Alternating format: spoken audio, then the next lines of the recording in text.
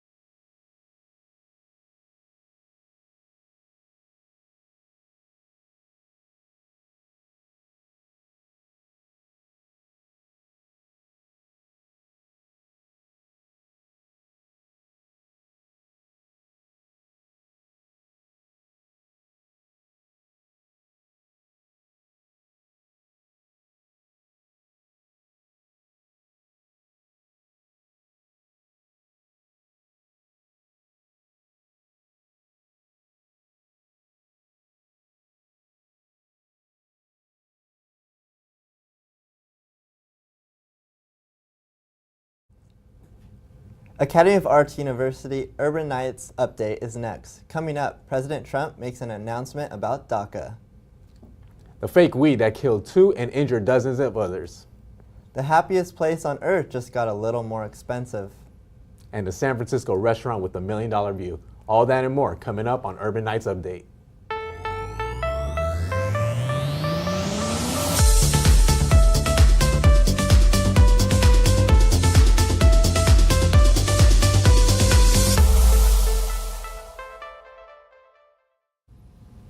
DACA is dead.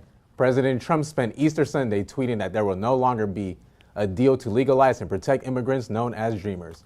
In his first tweet, he wished everyone a happy Easter. An hour later, he tweeted that laws such as catch and release is the reason that Border Patrol aren't properly doing their job. And because of that, there will no longer be a deal for DACA. He is now urging congressional Republicans to pass an anti-immigration legislation and blaming Democrats for the lack of legislation to protect the Dreamers. Protesters in Sacramento have taken it to the streets, demanding that officers involved in the killing of Stephen Clark be fired. Clark was an unarmed African-American man who was fatally shot by Sacramento police officers. An autopsy shows he was shot 8 times, most of them in his back. The officers had ordered him to show his hands instead of raise his hands, in which Mr. Clark may have been doing before being shot. He had been holding a cell phone and shot while in his grandmother's backyard. Protesters have become even more angry after a sheriff's vehicle struck one demonstrator and then drove off. The protester was taken to the hospital. An investigation of that incident is underway. Louisiana police have released new body camera footage from the police officers who were involved in the Alton Sterling killing in July of 2016. This is another case of a black man shot by white officers. The video shows Officer Blaine Salamone repeatedly telling Sterling that he is going to shoot him in his head. Moments after, Sterling was tasered and then fatally shot. Salamone has since been fired. It seems that there are protests around the country now, most notably that impact the cause of youth. Gary Davis coordinating today's round discussion table about youth protesting what they think is right. Hello, I'm here with Danny, L, and Christian. Topic of the day is student protests. With all the marches going on so far this year, do you feel like the youth is showing us that they're ready to be our future leaders, and what exactly are they showing us? Well, I'm just gotta say, when I was a youth in school, I didn't see nearly as much political activism as I do today, and I think just that huge leap in young folk getting involved in politics and in their current event issues is a huge step in America's, in a good positive direction.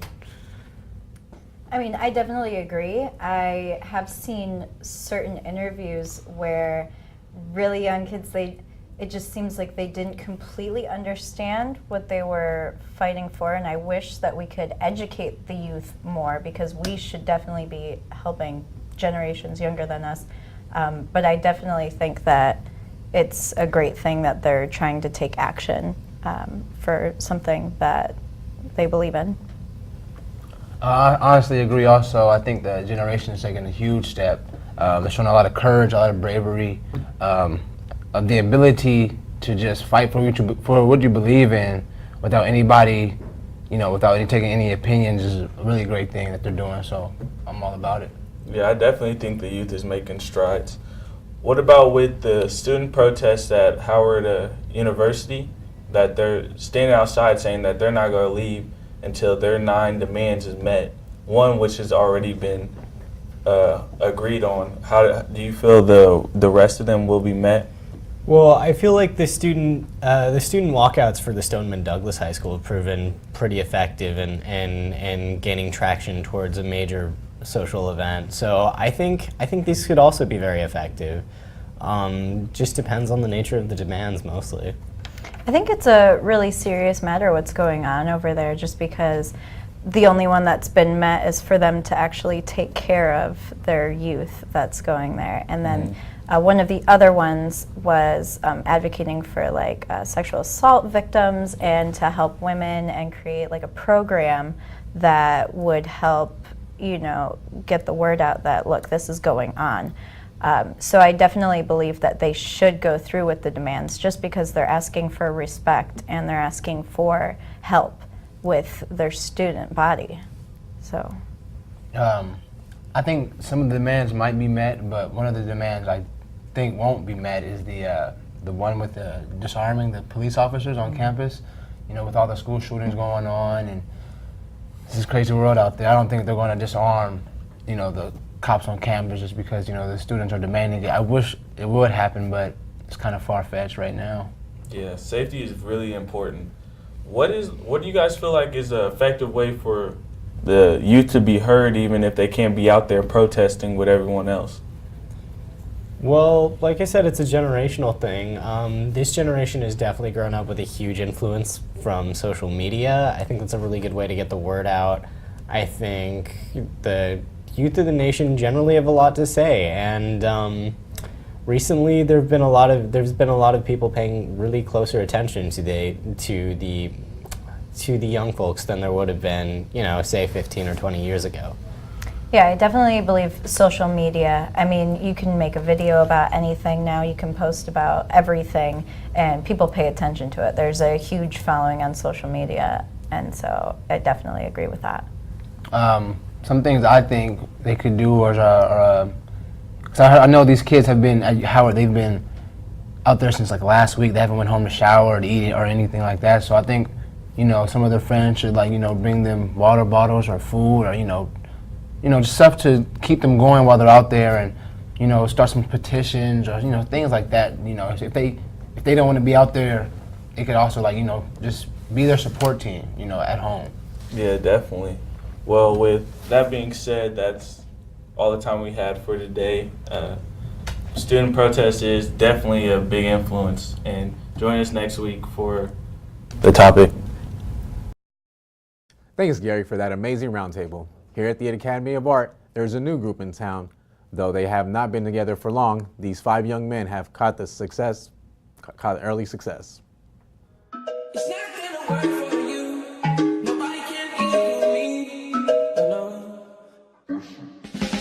Black Epiphany is a collective of young individuals showcasing their talents through all forms of social media.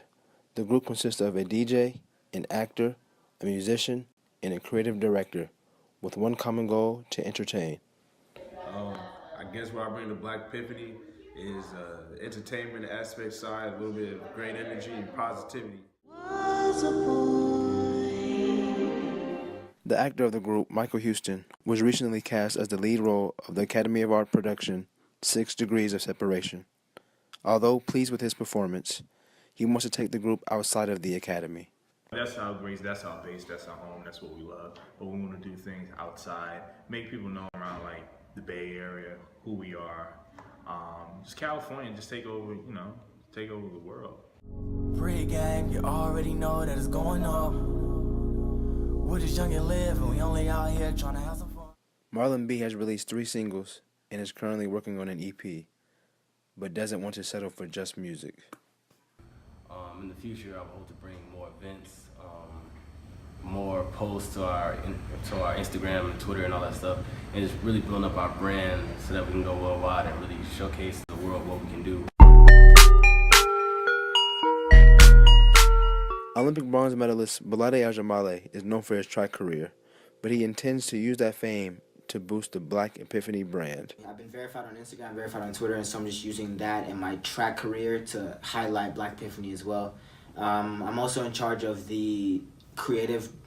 I'm a creative director, and what I do is just make sure everything is made the right way. Look out for the Black Epiphany EP and podcast coming soon. For more on Black Epiphany and their upcoming events, you can find them on all their social medias at Black Epiphany. A recent photo of the White House intern shows a lack of diversity. Many are pointing out that President Trump's cabinet is predominantly white and interns working for him are also pretty much white. On Friday, the spring intern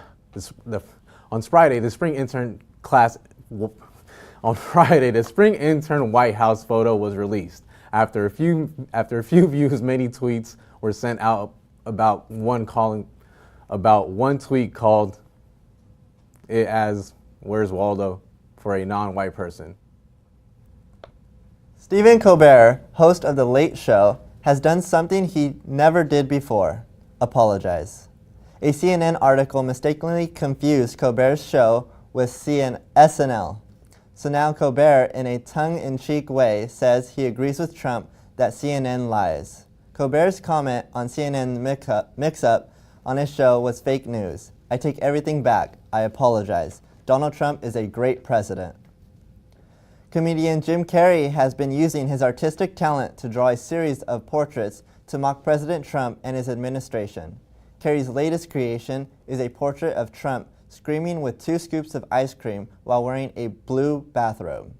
Carrey then jokingly tweeted, "The Smithsonian Nation Portrait Gallery says he would like to submit it as an official portrait of the 45th president, as the gallery houses portraits of all former U.S. presidents." Former FBI Director Andrew McCabe is shutting down his GoFundMe campaign to raise money for his legal defense fund.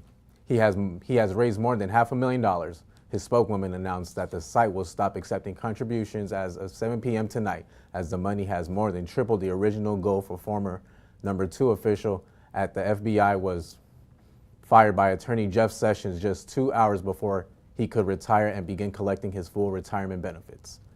Bringing his more than 20-year career to a dramatic halt, in a statement McCabe said, "Hopefully our efforts, fueled by his incredible support, will encourage others to stand up for themselves and the truth as well." Former Veterans Affairs Secretary David Shulkin is waging a scorched earth campaign. He is claiming he was fired. However, the White House says he quit. He has spoken with many news outlets, describing the Washington work environment as toxic, chaotic, and disrespectful hours after President Trump fired Shulkin.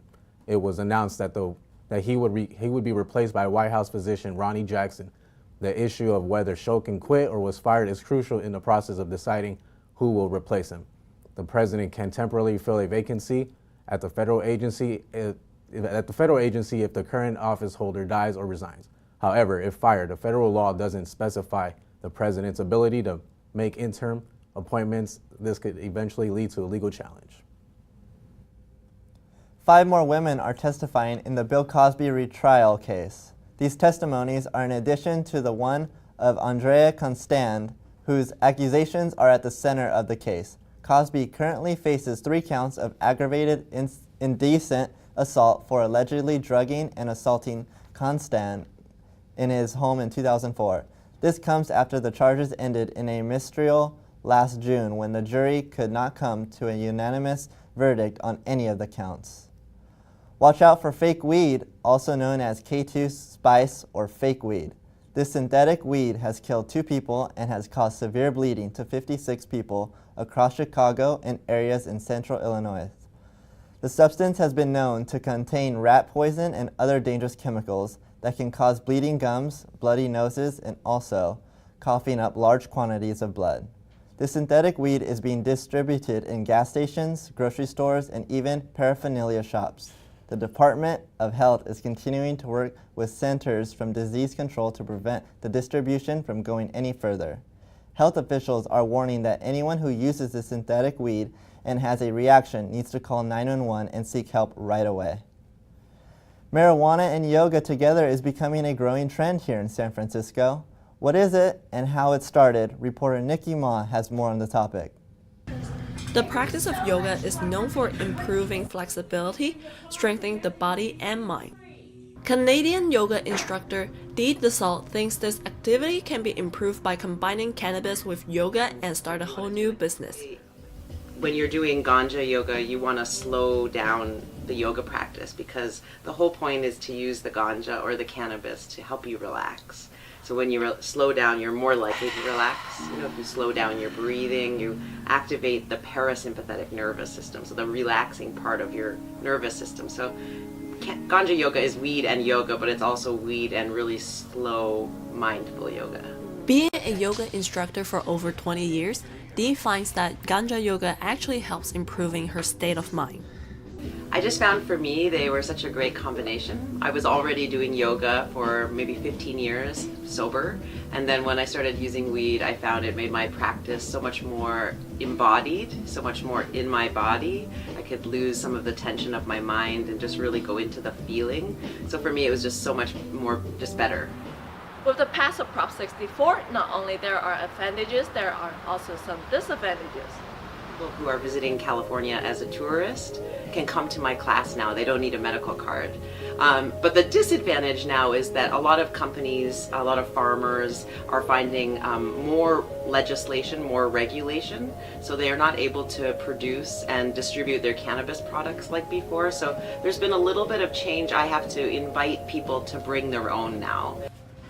Besides regular yoga poses, Dee also incorporates some of her own creation into her yoga class, such as this hand massage for all the typing people have to do at work. In San Francisco, I'm Nikki Ma for Urban Nights Update. For those of you who are interested, it's best to consult a doctor before attending. Parents in Fremont, California aren't happy about what's happening in school. They claim that a new sex ed curriculum is too graphic to be taught for fourth graders. The parents claim that the content on the curriculum is too much too soon, while the school board stands firm in its belief that this will help the youth of nation make better life decisions later down the road. The drunken spring break is having dire consequences in Southern California. 3 teens were killed on their way back from Las Vegas when they were rear-ended into the middle of the intersection by a drunk driver. The driver, Benny Duarte, was charged with vehicular manslaughter and driving while intoxicated. The fourth team, who was not named, was able to exit the vehicle before it burst into flames. Before the incident, however, a bystander noticed Duarte's erratic driving and asked if she knew that he hit 2 sidewalks, to which the driver replied, "Really? No way." Before declining a ride home, the driver drove off. It's going to cost you more to visit Mickey and Minnie's Mouse this spring break. Urban Nights reporter Nicole Lauer takes a look at the price hike now in effect at Disney parks. Watch out, spring breakers hoping to visit the wonderful world of Disney this year. The theme park has raised their prices up for the second time in under 6 months. Along with the raise, Disney has now set a tier system, meaning the busier it is, the more you will pay. I took a look at what an average family of 4 trip would cost during peak season. I started by going to WaltDisneyWorld.com. From there, I chose the hotel we would stay at, picked a moderate resort to go right down the middle. After choosing the hotel and the room, you can then choose different packages to include tickets in room, or also add on a food package. I chose this because it's the easier option for families sometimes. After adding on the food package, our total came to a whopping $4,057. If you take a close look at what the prices were last year, you'll see that's an increase of over 12% in 6 months. The price increase has a lot of people wondering if Disney's even possible anymore. I grew up going to Disney. I went a few times with my family. I enjoyed it, but I definitely see, as far as a kid's point of view, other theme parks will be just as fine. Disney says that the price increases are to help with the new technology and hand-on experiences in the park, but some say that's not enough to pay the prices to take their family to Disney. It would discourage me to take my grandchildren there. I just think it's too expensive, and I can take them a lot of other great places that I think they'd enjoy for less money. We'll be sure to keep a close eye on the statistics from this year's spring break season to see how many families traveled to Disney World. Coming to you from San Francisco, I am Nicole Lauer with Urban Nights Update. One thing you should know is that the package prices that Nicole researched does include 3 meals and 4 snacks at the various Disney restaurants and cafes.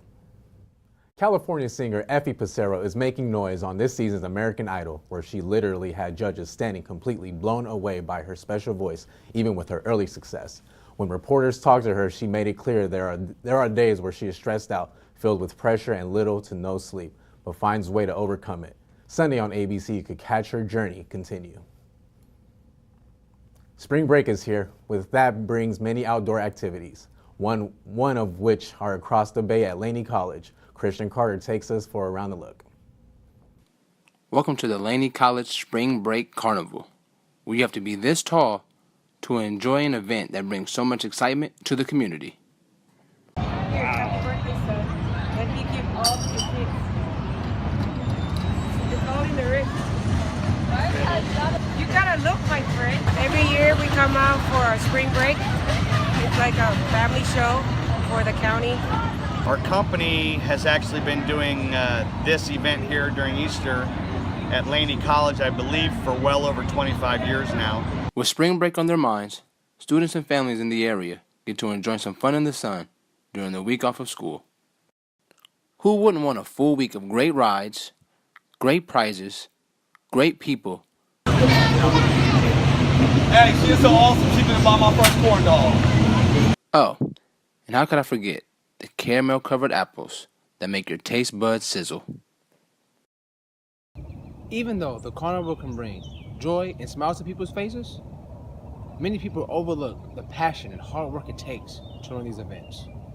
I met up with Carnival Director Drew Buttermere to get some insight. I grew up in the industry. My father started when he was a young man, and it's kind of been family business most of my life. Of course, went to school and graduated high school, and then did a little time in the military for 4.5 years, and then been into the carnival since then, kind of steady family business.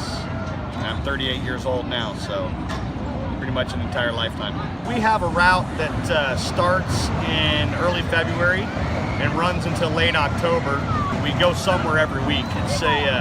It's a traveling life, and you start your season is what we call it, and go from one event to another event throughout the year. Most of our events are contracted and planned at least 1 year out to be able to line up a schedule to get all the equipment moved and know where you're going to and from. With KART News, I'm Christian Carter. Thanks for watching. If you're interested in visiting the carnival, you can find it across the street from Laney College. Admission is only $2 per person. Let's join Athena Smith for a look at other fun activities you can do. Hi, welcome to this week's latest in entertainment, where a lot has been happening and we're here to keep you updated. John Krasinski is on triple duty as writer, director, and star. The star has usually chosen to work in comedies, but has decided to make a family movie and said it just so happened to be a scary family movie. Krasinski worked alongside wife Emily Blunt in his thriller. Here's a look.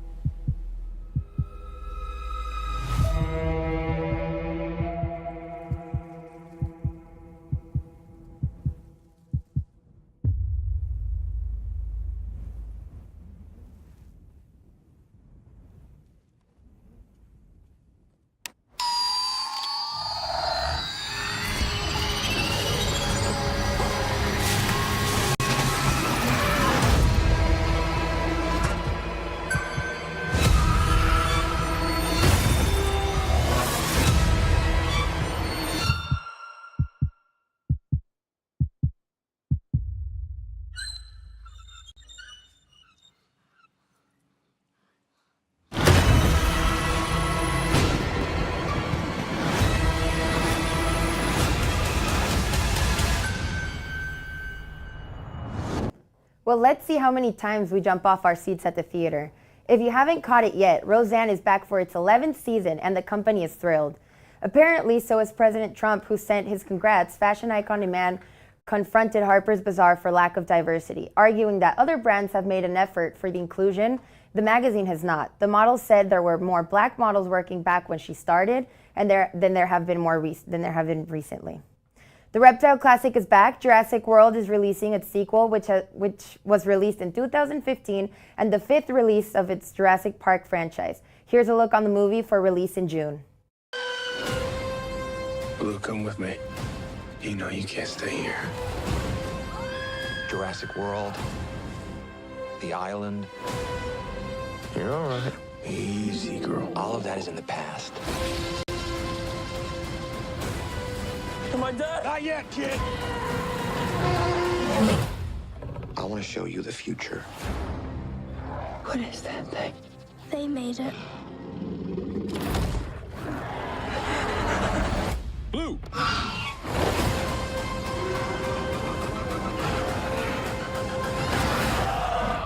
You need to get us out of here. Yeah. With less than 50 days before Meghan Markle becomes a member of Britain's royal family, a new book is being released of her life before, titled Meghan, a Hollywood Princess. Friends have commented on her wanting to be the next Princess Diana. Hundreds lined the streets of Cambridge to celebrate the life of physicist and author Stephen Hawking last Saturday. The bells of the church where his funeral was held rung 76 times, one for each year of his remarkable life. Actor Dwayne "The Rock" Johnson has opened up about battling with depression and was thankful for people who gave him support and tells people not to be afraid of opening up. Check back in next week to see what's new in entertainment. Back to you, Andrew. Thanks, Athena. You may soon be hearing about Battle Grid, a new board game that will change family game night, created by Jimmy Chen. The game is equipped with colorful cards, artfully crafted figurines, and stunning visual effects. It is played on a 24-inch Android tablet platform called Playable. This $350 platform allows you to be interactive and entertained by its technological advancements, including how it tells you the rules as the game is being played. Battle Grid is one of the 25 games that will be available on the Playable platform, which is set to be launched later this year. Now, we head over to Dante Williams for the latest in sports. What's up, everybody? Welcome to this week's Urban Night Update, where we will highlight baseball, softball, and track. Let's hit it off with baseball, which was able to cap off a 4-game sweep over Holy Names University. This gives the Knights their second 4-game sweep on the season and pushes their win streak to 5 games. Evan Ray and head coach Dan McDermott talked to us a little about the approach they take to the games.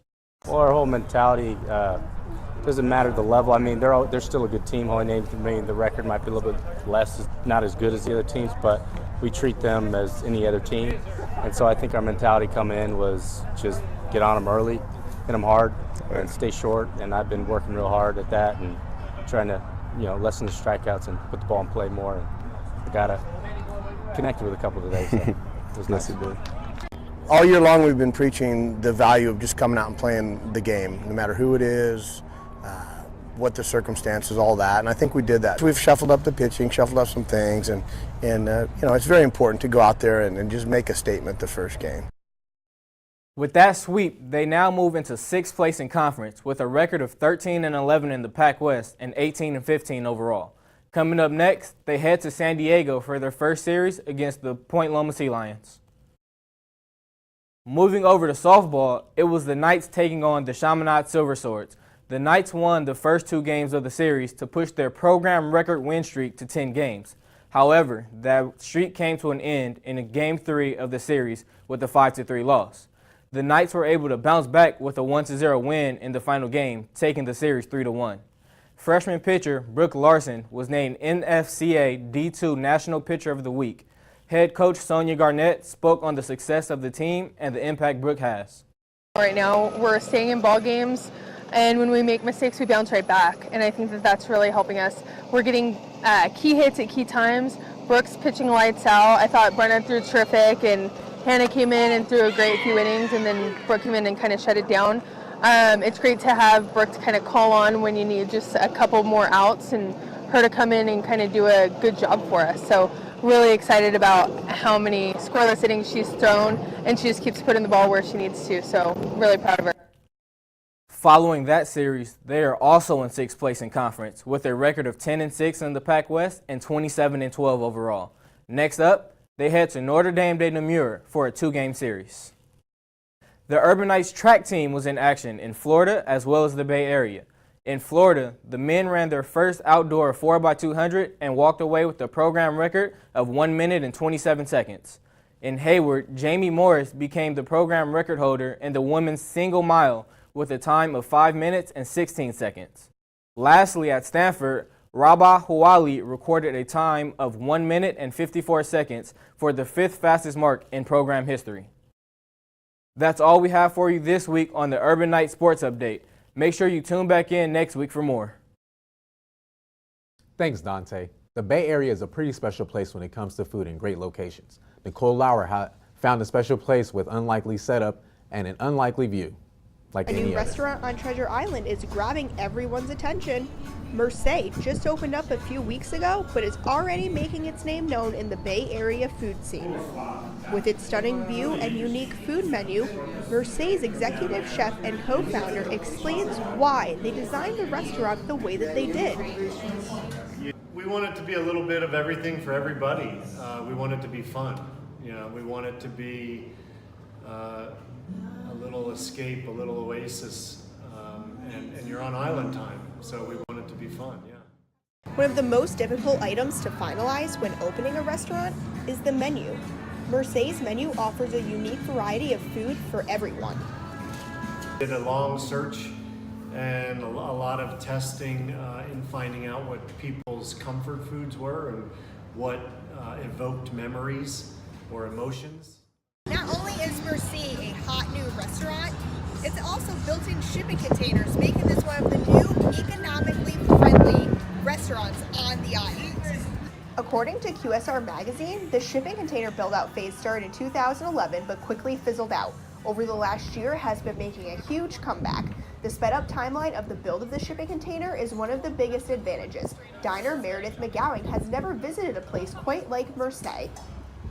This place is awesome. The location's great, and it's nice and bright and cheery in here.